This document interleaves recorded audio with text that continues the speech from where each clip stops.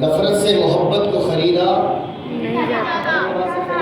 نہیں جاتا، خوشبو کو گلستہ سے نکالا نہیں جاتا، نفرت سے محبت کو خریدا نہیں جاتا، خوشبو کو گلستہ سے نکالا نہیں جاتا۔ یہ سوچ کے بیٹھے رہو سرکار کے در پر کہ جنت کو کہیں اور سے رستہ نہیں جاتا۔ سبحان اللہ۔ یہ سوچ کے بیٹھے رہو سرکار کے در پر کہ جنت کو کہیں اور سے رستہ نہیں جاتا۔ نفرت سے محبت کو خریدا نہیں جاتا، خوشبو کو گلستہ سے نکالا نہیں جاتا۔ یہ سوچ کے بیٹھے رہو سرکار کے در پر کہ جنت کو کہیں اور سے رستہ نہیں جاتا۔ ہر شخص اسی نام سے منسوب ہے لیکن ہر نام کو اس شان سے چوما نہیں جاتا۔ ہر شخص اسی نام سے منسوب ہے لیکن ہر نام کو اس شان سے چوما نہیں جاتا۔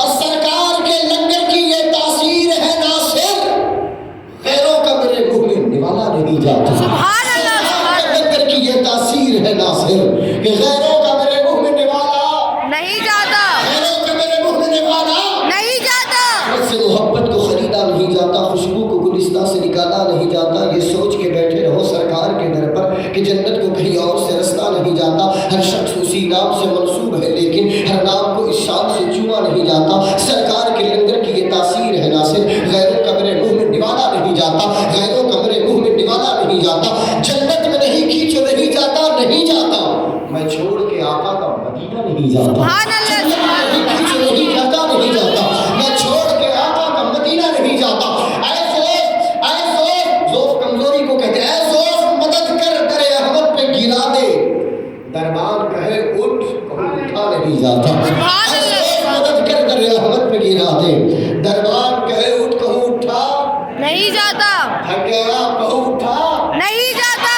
اچھا ایک بات اور بولتا ہوں آپ کو، ہو سکتا ہمارے بہت سارے نزاکت والے لوگ یہ سوچ رہے ہوں گے کہ زیادہ دیر اگر سبحان اللہ بولا تو جس طرح مولانا کی آواز بیٹھی ہماری بھی آواز بیٹھ گئی۔ یہ ڈر ہے آپ کو؟ میری آواز بیٹھی ہوئی ہے؟ میری تو بیٹھی ہوئی ہے، مجھے محسوس ہو رہا ہے کہ بیٹھی ہوئی ہے، آپ کو نہیں محسوس ہو رہا ہوگا یہ ذکر مصطفیٰ کی برکت ہے۔ میری آواز بیٹھی ہوئی ہے، بیٹھی ہوئی آواز، ورنہ کھلی ہوئی آواز ایسی نہیں ہوتی، بیٹھی ہوئی آواز۔ اگر کوئی مجھ سے پوچھتا ہے کہ کیوں بیٹھی، ہمارے آپ کو جان جاتا ہے کہ کیوں بیٹھی، ہمیں پوچھنے کی ضرورت نہیں کیوں بیٹھی، کوئی پوچھتا کیوں بیٹھی تو میں فخر سے کہتا ہوں کہ رات میں ذکر مصطفیٰ زیادہ کیا تھا اس لیے بیٹھ گئی۔ جو ان کے در پہ بیٹھتا ہے نا پھر اسے کہیں اور بیٹھنے کی نوبت نہیں آتی، وہ اتنا اٹھا دیتے ہیں اتنا اٹھا دیتے ہیں کہ بیٹھنے والا انہیں اونچی نظروں سے دیکھا کرتا ہے۔ آج آپ سبحان اللہ ماشاءاللہ بولے، ایسے دن بار بار نہیں ملتے۔ ہم میں سے کتنے ایسے لوگ ہیں جنہیں دوبارہ میلاد کے جلسے میں شرکت کا موقع ہی نہیں، کس کو اپنی موت کا بھروسہ، کس کو اپنی زندگی کا بھروسہ، کون کہتا ہے؟ لیکن جب بیٹھے ہیں تو جب آپ سمجھیں کہ ہو سکتا ہے یہی محفل ہماری آخری ہو سکتا ہے کہ یہ ذکر کی مجلس ہماری آخری ہو۔ ہر عبادت اس طرح کیا کرو گویا کہ وہ زندگی کی آخری عبادت ہے، تب اس کا ذوق بڑھ جاتا ہے۔ آپ اس شوق سے بیٹھے کہ اتنی بلند آواز سے بار بار سبحان اللہ ماشاءاللہ اتنی کثرت سے کریں کہ آپ کی آواز بیٹھ جائے۔ اور کل اگر کوئی پوچھے کہ آواز کیوں بیٹھی تو کہنا مسجد سالار جنگ میں میلاد کا جلسہ تھا، ہم نے سبحان اللہ ماشاءاللہ زیادہ بولا اس لیے آواز بیٹھ گئی۔ سبحان اللہ، سبحان اللہ۔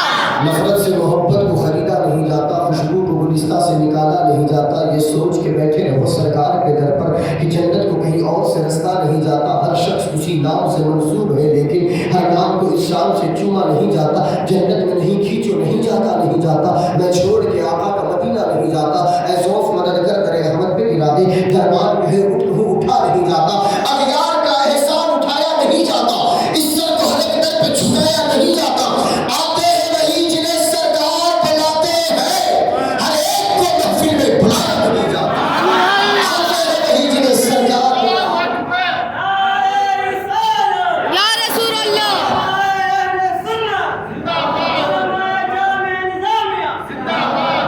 آتے ہیں وہی جنہیں سرکار بلاتے ہیں، ہر ایک کو محفل میں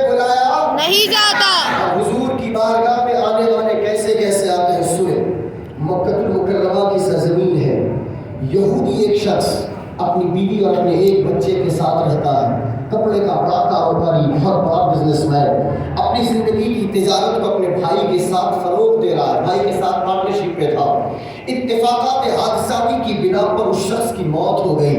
مرنے کے بعد اس نے زندگی میں اپنی ایک بیوی کو چھوڑا، دنیا میں ایک بیوی چھوڑا اور ایک بچے کو چھوڑا۔ بچے کی عمر بمشکل 6 سے 7 سال تھی، بمشکل 7 سال تھی۔ اب وہ بچہ اپنی ماں کے ساتھ زندگی جی رہا تھا۔ جس طرح آج ہمارے اور آپ کے گھروں کا ماحول بن چکا کہ بھائی جب دولت مند ہوتا ہے تو غریب کو دیکھنا نہیں چاہتا، چھوٹا دولت مند بن گیا تو بڑے بھائی کو دیکھنا گوارا نہیں کرتا، کار میں بیٹھنے والا بائک والے کو سلام کرنا توہین سمجھتا ہے، بائک پہ چلنے والا سائیکل والے کو دیکھ کر سلام کرنا توہین سمجھتا ہے، سائیکل پر چلنے والا پیدل چلنے والے کو دیکھ کر سلام کرنا توہین سمجھتا ہے۔ ٹھیک اسی دور کا ماحول ہے۔ مصطفیٰ کریم علیہ السلام نے نبوت کا اعلان کر دیا ہے۔ یہودی شخص ہے، انتقال فرما گیا، بیوی اور بچے اپنی زندگی گزار رہے ہیں۔ بیوی نے اپنے بیٹے کو اپنے چچا کے پاس بھیجا کہ جاؤ اور کہو کہ میرے باپ کے ساتھ بزنس میں تمہاری شراکت داری تھی، تم پارٹنرشپ میں تھی، ہمارے حصے کی جو دولت ہے وہ ہمارے حوالے کر دو۔ بیٹا اپنے چچا کے پاس گیا، جا کر کہتا ہے کہ جو ہمارے حصے کی دولت ہے وہ ہمارے حوالے کر دے۔ چچا نے اپنے بھتیجے کو دھتکار دیا، کہا کہ زندگی میں تیرے باپ نے مجھ سے بہت زیادہ قرض لیا تھا، اب ہمارے پاس ایک پھوٹی کوڑی تجھے دینے کے لیے نہیں ہے۔ بچہ مایوسی کا شکار ہو کر اپنے گھر آ گیا۔ اب یہ چھوٹا سا لڑکا اپنی ماں کے ساتھ زندگی کے نشیب و فراز جی رہا ہے۔ صبح ہوتی ہے، شام ہوتی ہے، زندگی یوں تمام ہوتی ہے، زندگی گزرتی چلی گئی۔ حالت یہ ہو گئی کہ گھر کی بچی ہوئی دولت دیکھتے دیکھتے ختم ہو گئی، گھر کا بچا ہوا روپیہ دیکھتے دیکھتے ختم ہو گیا۔ لوگوں، زندگی کے کسی موڑ پر اگر کسی یتیم کو دیکھنا تو اس کے سر پہ دست شفقت ضرور پھیرنا۔ کسی کے گھر میں اگر چولہا نہیں چلتا ہے تو اپنے ایک وقت کا کھانا کاٹ کر ان کے گھر میں چولہا جلانے کی کوشش ضرور کرنا، کیونکہ اس سے کوئی خوش ہو نہ ہو، مصطفیٰ خوش ہوتے ہیں، مصطفیٰ کا خدا خوش ہوتا ہے۔ مصطفیٰ کریم علیہ السلام کے مکی دور کی بات آپ کے روبرو پیش کرنے کی کوشش کر رہا ہوں۔ اب عورت کے گھر میں جو بچی ہوئی دولت تھی ختم ہو گئی، جو روپیے تھے ختم ہو گئے، جو کچھ پیسے تھے ختم ہو گئے۔ اب ماں نے سوچا بچے کی پرورش کیسے کرنا، بیٹے کی پرورش کو کیسے کرنا ہے۔ اخیر میں اس نے اپنے زیورات کو بیچنا شروع کر دیا، اس نے اپنی جیولری بیچنا شروع کر دی۔ جیولری ختم ہو گئی، زیورات سے جو پیسے آئے تھے دیکھتے دیکھتے ختم ہو گئے۔ پھر اس نے اپنے قیمتی برتنوں کو بیچنا شروع کر دیا، قیمتی برتن ختم ہو گئے۔ اس نے اپنے گھر کے فرنیچرز کو بیچنا شروع کیا، گھر کا فرنیچر ختم ہو گیا۔ حتیٰ کہ حالت یہ ہو گئی کہ اس کے گھر کی جتنی قیمتی چیزیں تھیں اس نے اپنے گھر کی ساری چیزوں کو فروخت کرنا شروع کر دیا، پیسے پھر بھی ختم ہو گئے۔ اب ماں ہے، جوان عورت ہے، وہ اپنے بچے کی پرورش کے لیے اگر دنیا والوں کے سامنے نوکری مانگنے چاہے تو وہ عرب کا وہ ماحول تھا جہاں عورتوں کو بڑی نیچی نگاہوں سے، گندی نگاہوں سے، حقارت والی نگاہوں سے دیکھا جاتا تھا۔ وہ دنیا کی پرنگاہی سے بچنے کے لیے اپنے بچے کی پرورش اسی چار دیواری کے اندر کر رہی تھی۔ نتیجہ یہ نکلا کہ اب کھلانے کے لیے 1 روپیہ نہیں، اب پلانے کے لیے پانی کے قطرے کی ضرورت ہے، اب پانی کا کھانا خریدنے کے لیے دانے کی ضرورت ہے، دانے کے لیے دولت کی ضرورت۔ اب عورت کے پاس دولت نام کی ایک شے موجود نہ تھی، وہ پریشانی کا شکار ہوتی ہوئی دھیرے دھیرے اس نے اپنا لباس بیچنا شروع کیا۔ ایک لباس بکا، دوسرا لباس بکا، تیسرا لباس بکا، چوتھا لباس بکا۔ اس کے پاس جتنے قیمتی لباس تھے اس نے سارے بیچ ڈالے، جتنے روپے آئے تھے اس سے اپنے بچے کے کھانے پینے کا انتظام کیا۔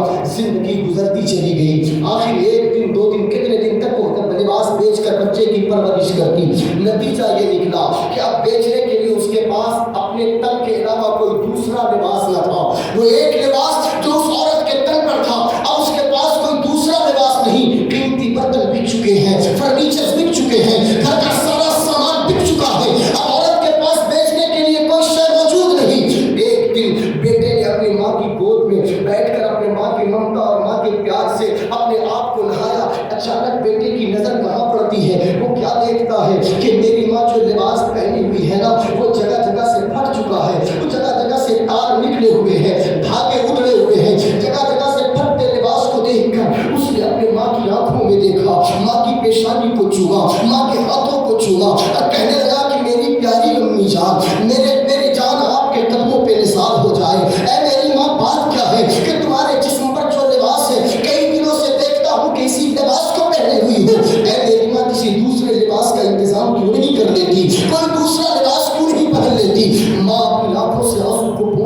عرض کرتی ہے میرے لخت جگر میرے پاس اس کے بعد کوئی دوسرا لباس نہیں، اب تیرے پاس تیری ماں کے سامنے اس لباس کے علاوہ کوئی دوسرا لباس نہیں جس سے وہ اپنے تن کو چھپائے، جس سے وہ اپنے تن کی زینت کا سامان پیدا کر سکے۔ جیسے ہی بیٹے نے سنا تڑپ سا گیا، کہتا ہے اے امی جان میں تمہارے لیے لباس لاؤں گا، میں تمہارے لیے کپڑے لاؤں گا۔ چھوٹے چھوٹے ہاتھ والا بچہ، چھوٹے چھوٹے پاؤں والا بچہ، 7 سال کی عمر کیا ہوتی ہے؟ ہمارے گھروں کے بچوں کو دیکھو کہ 7 سال کی عمر میں وہ کیا کرتے ہیں، اپنی ماں کی آنکھوں سے آنسو نکلتے پہنچتے ہوئے کہتا ہے میری ماں تیرا بیٹا تیرے لیے لباس لائے گا، تیرا بیٹا تیرے لیے کپڑے لائے گا۔ ماں نے اپنے بیٹے کو سینے سے لگایا، پیار کیا اور کہا میرے لخت جگر تیری عمر اتنی نہیں کہ تجھے کوئی نوکری پہ رکھے، ہاں ایسا کر کہ جا تو اپنے چچا کے پاس جا، وہ تیرے باپ کا سگا خون ہے، وہ تیرے باپ کا اپنا بھائی ہے، جا اس کے پاس جا، میرے لباس کا تذکرہ کرنا، ہو سکتا ہے کہ وہ تمہیں کچھ لباس عطا کر دے۔ چھوٹا سا لڑکا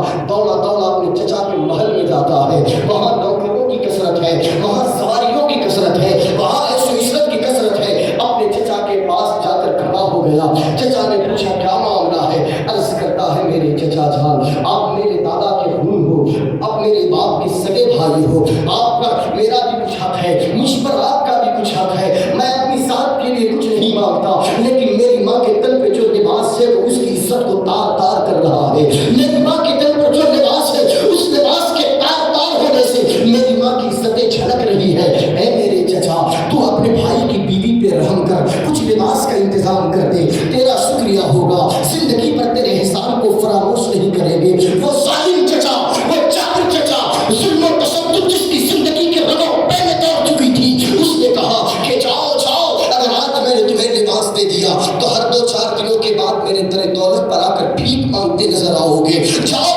میرا تم سے کوئی رشتہ نہیں، کوئی ناتا نہیں، کسی اور کے دربار میں جانا، میں تمہیں کچھ دینے والا نہیں۔ چچا نے اپنے بھتیجے کو دھتکارا، اب وہ لڑکا وہاں سے روتا ہوا گھر سے باہر نکلا، اب جائے تو کہاں جائے؟ ایک طرف ماں کا چہرہ یاد آتا ہے، دوسری طرف دنیا کی ستم ظریفی یاد آتی ہے، ایک طرف اپنی ماں کے جسم پر پھٹا ہوا لباس یاد آتا ہے، دوسری طرف اپنے چچا کا وہ ظالمانہ چہرہ یاد آتا ہے۔ جائے تو کدھر جائے؟ ٹھیک اسی طرح جس طرح ہمارے اور آپ کے گھر کے بچے کا کوئی پیارا کھلونا ٹوٹ جائے تو کس طرح بچہ مایوسی کا شکار ہو جاتا ہے، مایوسی کا شکار وہ بچہ اپنے قدموں سے پتھروں کو ٹھوکر مارتا ہوا کبھی مکے کی ان گلیوں میں جاتا ہے، کبھی مکے کی ان گلیوں میں جاتا ہے، مکے کی سرحدوں میں کبھی ادھر، مکے کی وادیوں میں کبھی ادھر، کبھی مکے کے بازار کی طرف، کبھی مکے کی گلیوں کی طرف۔ اس کی ہمت نہیں ہوتی کہ ماں کے پاس جائے تو کیسے جائے، ماں کا سامنا کیسے کرے، ماں سے وعدہ کیا تھا کہ تیرے لیے لباس لے کر آؤں گا، اب ماں کا سامنا کیسے کرے گا؟ اسی طرح وہ چل رہا ہے، آنکھوں سے آنسوؤں کی ندیاں نکل رہی ہے کہ اچانک قدموں کی آہٹ ہوتی ہے، سامنے دیکھا تو کوئی شخص کھڑا ہوا ہے۔ اس نے جب نگاہ اٹھا کر دیکھی تو دیکھا کہ ایک نورانی شخص کھڑا ہوا ہے، سر پہ امامہ باندھے، چہرے پر داڑھی سجائے ہوئے، اسلامی لباس پہنے ہوئے، اس بچے کے پاس آ کر بیٹھ جاتا ہے اور کہتا ہے میرے بیٹے بتاؤ کیا معاملہ ہے؟ اس لڑکے نے جھجکتے جھجکتے کہا آپ کون ہیں؟ آپ سے ہمارا کیا رشتہ؟ آپ سے ہمارا کیا ناتا؟ وہ عرض کرتا ہے کہ دیکھو دیکھو بچے گھبراؤ نہیں، مجھے مسلمان کہا جاتا ہے، میں مسلمان ہوں، میں محمد عربی کا غلام ہوں، میں سردار انبیاء کا غلام ہوں، میں ان کے دربار کی بھیک لینے والا، میں ان کے در کی اسیری پر زندگی گزارنے والا ایک عام سا مسلمان ہوں، بتاؤ کیا معاملہ ہے؟ اب وہ بچہ عرض کرتا ہے دیکھیے نا میری ماں کے جسم پر جو لباس ہے وہ پھٹ چکا ہے، میرے اندر اتنی طاقت نہیں کہ کما کر اپنے ماں کے لباس کا انتظام کروں، میں اپنے چچا کے پاس اپنے ماں کے لباس کی دہائی دینے گیا،